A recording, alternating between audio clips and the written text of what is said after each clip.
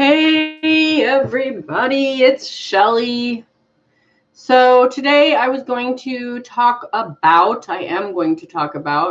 the methods of using the law of attraction to your advantage. And so I have just seen a lot of different ideas floating around, and on a few of the Facebook groups, tons of people are doing the 555 or the 333 method, the cup method, all of these different methods, and people are really looking for the magic button. They think that one of those methods that someone else is using, and succeeding with are going to be their magic button. And for some it is, and for some it isn't. And so I see a lot of, I have been doing the 555 method for 2 months and nothing's happened. Or I've been writing down affirmations for 2 weeks and nothing's happened. Or I've been trying really hard to change my thought pattern, and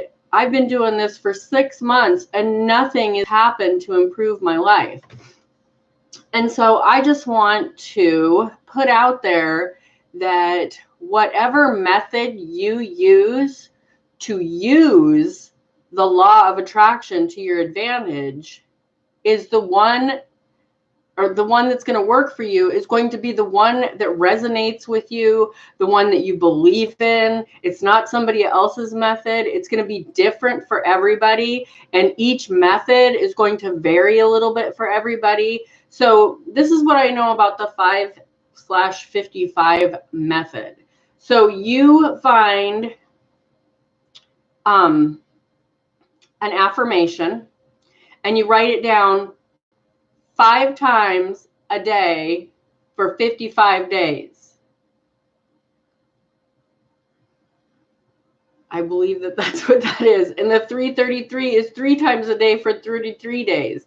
And so what that ultimately does, and what it's supposed to do, is it's supposed to start changing your mindset. So all of these methods, every single method to use the law of attraction to your advantage, the goal is to change your subconscious programming. So we're just going to give an example of money, because so many people struggle with finances. They don't know how to bring more money into their lives. And when they do bring more money into their lives, it goes quickly and they don't know what to do. They don't know how to hang on to it. They don't know what to do with it. And so we're just going to use that as an example. So, you put out an affirmation. I'm so happy and grateful now that I am making $30,000 every single month, that I am attracting $30,000, that I'm allowing $30,000, whatever it is, whatever your affirmation is. But you're saying your affirmation as though it has happened. So you're saying it, I'm so happy and grateful now that blah, blah, blah. Now that I earn $30,000 a month, that I allow $30,000 a month, that I accept $30,000 a month. And the key to really getting that affirmation to stick and change your programming, because your programming with money comes from, first it comes from your parents. It comes from the moment you hear your parents talk about money as an infant, as a newborn. You might still be in the hospital room and you hear your parents, how are we going to afford this? This baby is going to cost so much money. We can't afford a baby. How are we going to do it? We're going to have to cut costs, or, oh my gosh, I'm so glad that we started that college fund, and now we have a college fund for our baby, and she or he is going to make so much, is going to do so good in life because we have this college fund. Or, it comes from all these different programmings, but it starts with whoever raised you, and that information that you get before you can even process it consciously, you're absorbing it unconsciously. And so you get all kinds of stuff. I dove back into my programming and found out that my mom's programming was all about getting money and spending money. You get it and you get rid of it as soon as you can. And My dad's programming with money was he felt trapped by the financial security. So he, at a very young age for me, around 3 years old, he sold the white picket fence house, the cars, the secure job. He sold all of that, bought a converted school bus, and headed from the Bay Area to Oregon so he could be a hippie and not have all these constraining responsibilities of finances. And so when I looked at that, when I looked at those two things, I was able to go, oh, okay, so when I get money and I feel like I got to get rid of it, that comes from my mom. And when I look at money like, oh, if I had a ton of money, that would be a lot of responsibility and that scares me, that's my dad. And so I can then consciously look at those things and go, that's not me. I can handle the responsibility and I can freely let money flow through my life without being stressed out or feeling the lack of money. And so when you realize those things consciously, that helps. That's a method, that right there. Finding out, like going into a meditation and asking your subconscious mind, where did I get this negative programming about money, about my body, about relationships, about my spirituality? You know, was your religion a guilt-ridden, scary thing? Were you afraid of God or whatever? You know, does that make you afraid to do anything outside of this little religious box because you're afraid you're going to go to hell? That came from your parents. That came from your church. Is that who you are? Is that what you really believe? Do you really believe God is like this scary, you know, thing that you should fear? Or is God love? Because that's how I was raised. God is love. The universe is ultimately love. We come from love. We live this life of contrast and lessons and joy and pain. And then we go back to love when we die. And I think that's true for everyone, from Mother Teresa to Hitler. You know, Hitler was born an innocent, sweet baby coming from love. And he was turned into this monster with all this crazy programming. I can only imagine what his totally messed up programming was. And when he died, he returned to love. And you can believe whatever you want. I don't believe in heaven and hell. I believe in love. And so, but that's my beliefs. And I'm not going to tell you you have to believe that. I'm just giving that as an example. So with the money thing, there are reasons why you have issues with money. There's reasons why you have issues with your body. There's reasons why you have issues with relationships. You know, did you learn from an early age that your parents were staying together because it was expected? Or did you learn from an early age that your parents were together or divorced out of happiness? So it can just go both ways. So the whole idea, the whole goal of using the law of attraction to better your life in all ways is to reprogram your mind. So there's 3 things that you need to do when you reprogram your mind. One is you obviously got to figure out what you want. So is it more money? Is it better relationships? Is it a more lean, fit body? Is it a better relationship with God? Is it, you know, what is it? Is it a happier career? Whatever it is, we all want more happiness. We all want a better way to be, a better way to live, to get excited when we wake up in the morning about our lives. So you have to figure out what that is and get clear on it. Number 2 is you have to put into your mind the affirmation. So that's what I was just talking about. The affirmation is finding a way to put it into your head that it's already happening now. And that can happen in many ways. That can happen with a verbal affirmation, a written affirmation. That can happen throughout your day. As you go through your day and you're driving down the road and you're thinking, how am I going to afford groceries this week? And stopping yourself and going, I'm so happy and grateful now that I have plenty of groceries in the house. And you don't even have to put the money out there. I have plenty of groceries in the house, because you don't know how that's going to happen. You have to be open to those things. So you say it as if it already happens, like as if it has already happened. And then you imagine what it's like to open your cupboards and your refrigerator and see tons of food. And then you let that go. So that's one of the methods of affirmations, is you're just going through your day and you just stop yourself when you start feeling that negative tightness and lack, and you put out there, no, it's going to happen better than I expect. I already have those groceries. Thank you, universe, for providing for me. And that's where the faith and the belief, and you're reprogramming your mind. You do that enough times and your mind, your subconscious mind starts putting out there, I already have plenty of groceries. I already am thin. I already have plenty of money. I already have a beautiful career that makes me happy and that I'm passionate about. And then the third thing is the feelings. So when you're doing that little visualization of opening your cupboard or looking in the mirror at your body and seeing a fit body, or, looking at your bank account and having way more than enough money that you can have so much fun with, you can go on vacations with, you can, give freely, you can buy gifts for people, you can, whatever it is that you love to do with your money, you can do that. Or your relationships, that you have this wonderful marriage and this wonderful relationship with your children and your loved ones and your friends and all that. You put the feelings into that. So that's where to me, that the feelings are the key. However you decide, whatever feels good, whatever rings true for the method that you use. And these methods in the beginning especially have to be like regimented, like you do it in the morning, you do it in the evening.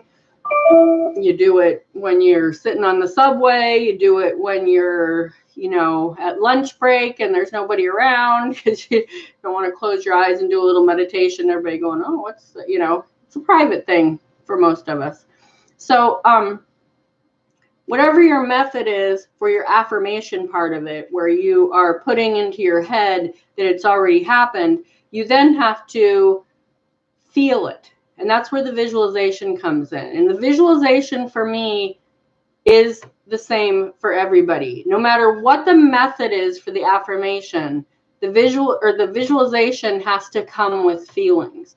You have to, like, say you want that beautiful house up the street or across town or wherever, whatever that fantasy. We always go by those houses and we're like, it'd be so cool to live there. It'd be so cool to have that farm or that mansion or that beautiful house on the river or that cabin in the woods or whatever it is, because it's different for everybody. I don't want a cabin in the woods. I want a farm that's close to town, because I'm a country girl and I'm a city girl. I want to be able to go to the mall and come home to my horses. That's what I want. So you have to then close your eyes and imagine what it's like to walk through that house. What does it feel like when you walk into your kitchen? What does it smell like? What do the counters feel like? What does it look like? Is there sun coming through the windows? Is there a huge fireplace? Is there, when you walk out your back door, is there a barn there? Can you hear your horses whinnying at you?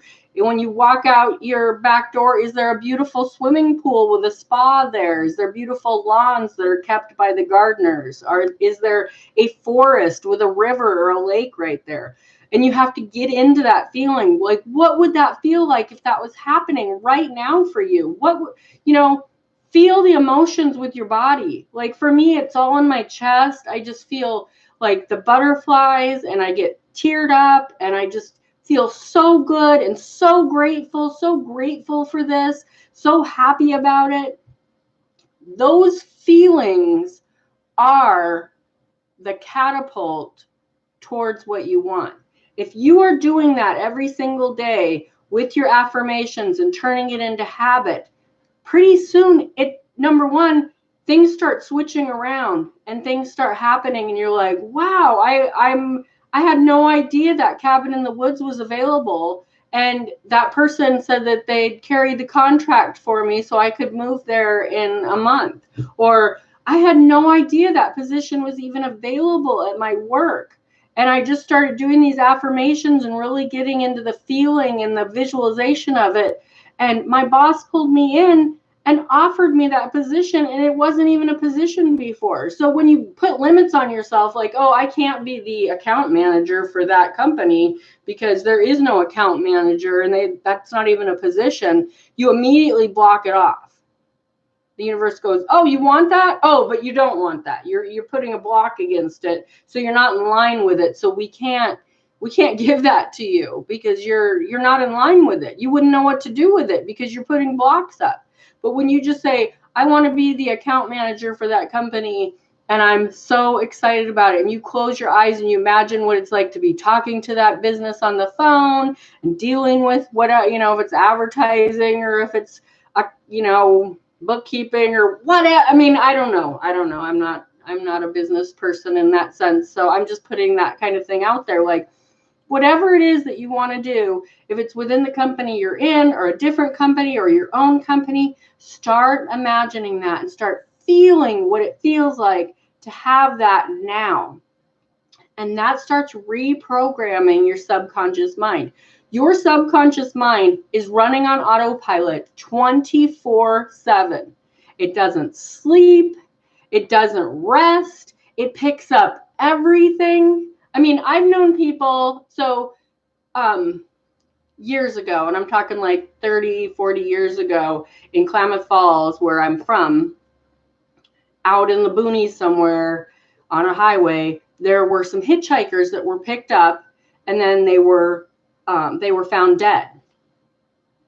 And a friend of mine remembered driving by those hitchhikers and seeing a car pulling up to give them a ride. And, you see that, especially 30, 40 years ago, you saw that a lot. So you just kept driving. You didn't stop to make sure the hitchhikers were okay. So she just kept driving with her husband. They were going on a trip or whatever. And she went to the police and said, hey, we drove by that truck, and this is the color of the truck and stuff, but I don't know what the license plate is or anything. She was hypnotized, and because her subconscious mind saw the license plate, because you're not even focusing in on stuff that your subconscious mind picks up on, she was able to give them the license plate, and they went after those people and found all the evidence they needed to find that those were the people that killed those hitchhikers. That's the power of your subconscious mind. So when you're an infant and you hear your parents fighting about money, or you hear your mom tell your dad how much she loves him, or you hear your aunt say, yeah, that's a chunky baby, we're all us girls are fat in this family, and then you grow up and you're chunky and you're fat and you don't see any other way of being, even though you're doing all these diets and trying to eat right, and you keep getting sucked back into the donuts and the cake and the pudding. It's because you are programmed to be fat, because you heard that and you believed that because it came from a viable source when you were a little kid or an infant. Or if you're growing up and you are a chunk and you hear, oh yeah, she's just big bone, she's always going to be fat, that goes into your head. I'm always going to be fat. And even though you don't want to be fat, and even though you're trying everything not to be fat, until you find that, and you don't even have to find it. Finding it and being conscious of it is a fast way to do it if you can meditate and figure that out, where it came from. But you can also do it by repetitive affirmations and feelings. So with something like that, you would go, everybody has the potential to be skinny, and I'm so happy and grateful now that I'm skinny. And then you close your eyes and you imagine looking in the mirror with a beautiful outfit on, or even with no clothes on, and seeing this beautiful, fit, lean body. And you do that enough times, your subconscious goes, oh, so we can be thin, and this is what it looks like. We're already this thin. And then you start making better food choices. You notice that not everybody has donuts when you go into the break room. There's fruit. There's, a meat and cheese tray instead, or whatever it is that you're looking for. You start attracting what you need to get that. So anyways, I'm going to stop it there because I've been going for 20 minutes. But I just wanted to talk about that because there are so many methods out there, and you find the one that rings true with you. And then the key to all of it, there's two keys. The goal is to reprogram your subconscious mind so it believes new things, new, better things for you. And two is the feeling, to be grateful and happy that it's already here, and to imagine that, because your subconscious mind does not understand whether you're imagining it or whether it's really happening. So when you imagine it and you put those feelings behind it, your subconscious mind goes, oh, that's what's happening now. That's what we're focusing on. Okay, so we're going to eat a healthy salad today. We're going to make sure and get you up by 5 o'clock so you can get your workout in before you go to work. We're going to make it a beautiful day today so you can go out and walk the dog. We're going to have your children encourage you to, walk them to the park and play with them. So all these things start shifting and changing, and pretty soon you're the lean, healthy person that you've been wanting to be because you changed your inner programming. You're no longer that fat kid. You're no longer that lazy person that eats the whole cake and the whole bag of potato chips. You are now a new, changed person that takes really good care of themselves. So there you go. I hope that helps. And I didn't have any live viewers, which is totally fine. This will get reviews, so I will share it everywhere I can share it. You have a great day. Hit the thumbs up button if you liked this video. If you didn't like it, move on and have a great life. Subscribe and hit the bell if you want to know when I have new videos out. Thank you very much. Have a great day. Bye.